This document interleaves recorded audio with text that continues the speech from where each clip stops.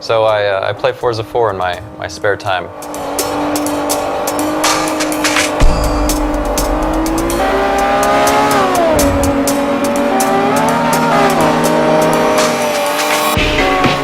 They recently released a Lamborghini Aventador on it, and I really liked it. So I decided I wanted to shoot it. And so tomorrow, we're going to.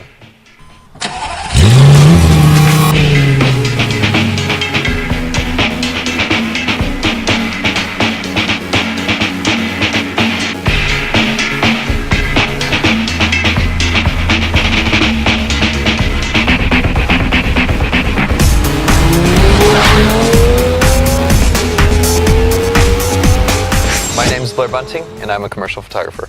Right now we're in Loft 19 Studios, and we're going to shoot a Lamborghini today and teach you guys how to light it. I'm known more for people photography, everything from Mike Tyson to football players to Deadliest Catch to Mythbusters, Darrell Revis, the cover of Billboard magazine with Bret Michaels naked. I mean, it's not really much of a car thing, although I do shoot ad campaigns. I've shot for GM. I love photographing cars to make fine art or to just make prints. It's not something that I want to have, shots of a bunch of moving cars or I shoot car to car or anything like that. I more or less look at shooting cars as what would I want to put on my wall. With the Aventador, it's so new that we don't have many existing pictures of it besides maybe a couple of shots that the Lamborghini made, and half the time those are CG anyway. I didn't really want to look at the shots that other people have shot of it, so I bought a video game, Forza 4, and started to look at the car on the game.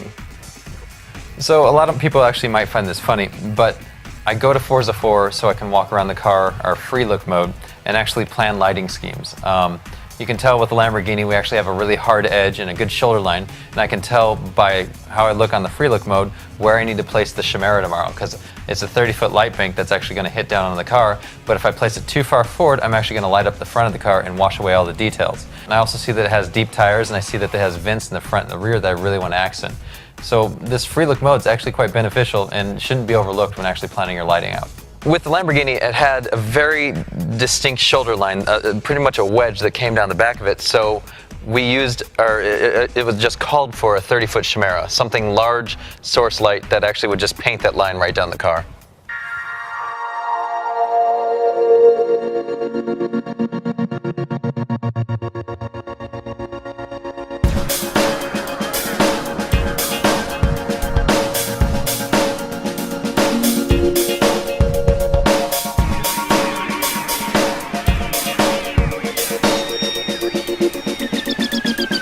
One easy way to really conceptualize how you're going to do your lighting on the car is to kind of look at this model car. It's not the exact car, but what you can see is when I hold the light here, you can see the shoulder line, and if I push it too far forward, it lights up the tires and everything becomes bland.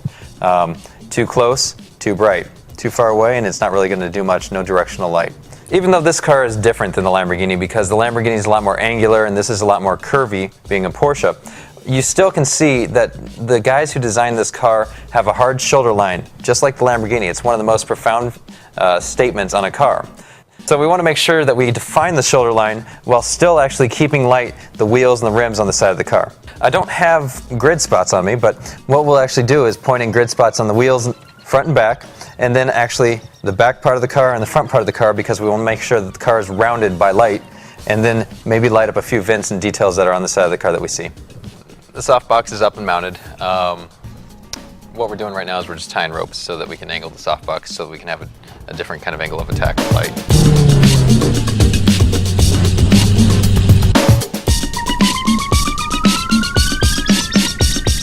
Originally we had planned to just shoot a shot that out of camera, had that contrast, had a final feel, but if I was going to deliver that kind of file to my retoucher, I would have made his job a lot harder because he would have to go back into those shadows and create detail that didn't exist. So we decided we would actually light the car so all the detail is there for him to then work with and then actually be able to manipulate.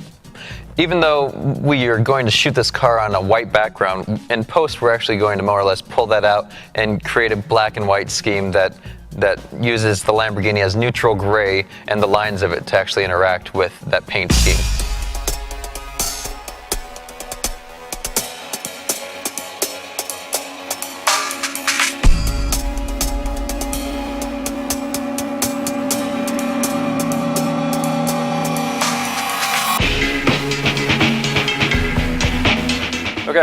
So what we're going to start with is just your overhead shot. It's usually very good looking because it's very dramatic. It's one light. It will paint the line down the car and will also give you an established body of the car. It's masking, it's simulating the sun on a really cloudy day, but in all reality it will cast shadows straight down. So for the first shot is just our overhead Chimera bank.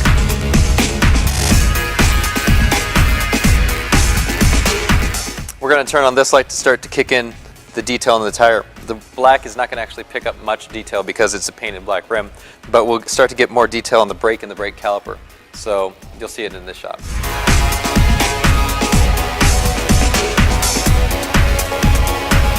We have a really nice tire, but we needed to still have a little bit more detail in the back. It was a little bit flat in the original shot because it didn't get picked up from the Chimera. So we'll turn on this and actually get a little bit of a highlight in the rear of the car.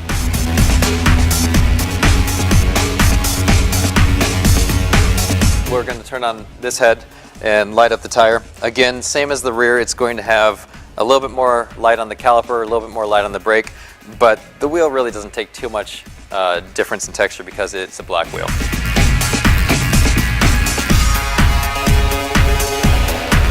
For the next shot, we are going to turn on this light, like we did, or like we're going to do with the rear as well.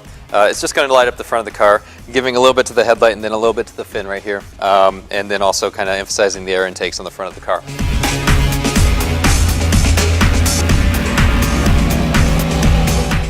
The intake on the side of the car was a little bit dark, and so we just wanted to put a little bit more light into it. So we put this little guy here with a 20-degree filter, or grid spot, and then it will just add in a little bit of light so that this air box actually has a little bit more depth to it.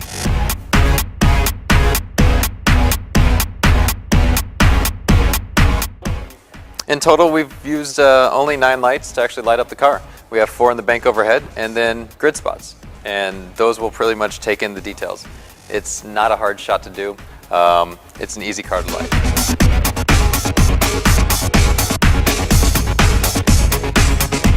What do you do if you don't have $60,000 to throw away on a lighting kit or a Chimera or Pro Photo heads? You are not out of luck. You actually can do pretty much the exact same thing with a single light, a softbox. We just happen to have a battery-powered light right now, but you can do it with a 60-watt bulb plugged into a softbox on a stick. You just have to know what you're doing. You just really want to aim for the car's lines, and you want to just make really as smooth a sweep as possible. Is the outcome the same? No, but it's pretty damn close. I've shot cars like a Shelby Daytona Coupe and a Porsche 935 doing the exact same thing. One light on a stick and a light bulb.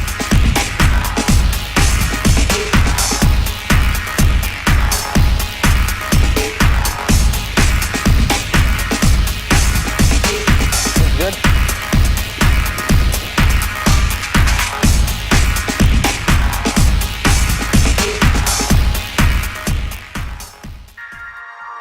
My name is Scott Dorman, and I'm the owner of Small Dog Image Works. It's a retouching studio based out of Atlanta, Georgia.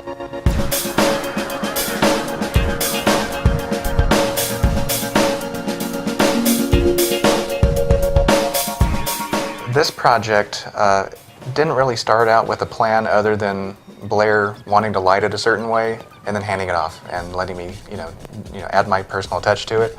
So we really didn't have an end in sight. We just wanted to explore and try different backgrounds, try different looks, try different techniques until we settled upon something that we liked for a finished piece. I just wanted to enhance the angles and the planes of this car. I mean, it is so angular, and all the detail was there. I just had to pull it out. So when I looked at the car, I wanted to increase the contrast. I wanted to enhance all those lights and darks to really make the shapes, each individual shape, pop.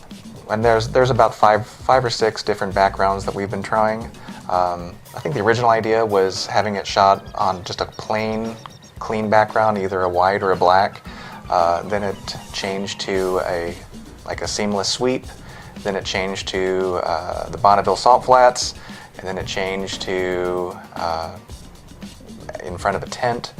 Every one of these backgrounds works. It's just a matter of which one do you like the best. The current version that we're working with right now, which may change, is this shot right here.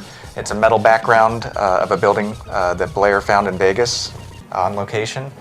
We don't have the ground. As you know, it was photographed in a studio on white, and our idea right now is to find a good piece of asphalt or a good piece of concrete, something that's nice and polished, that has the crisp edges that we're looking for to complete the image.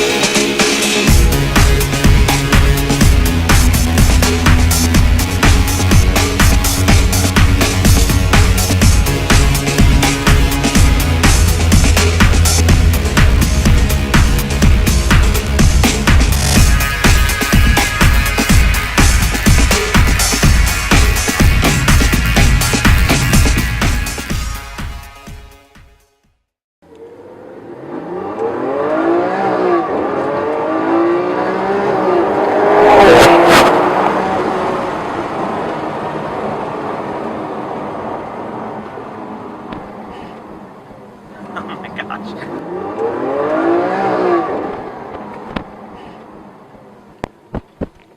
It's a fast car. Then instantly it's like, oh, we are in danger mode here.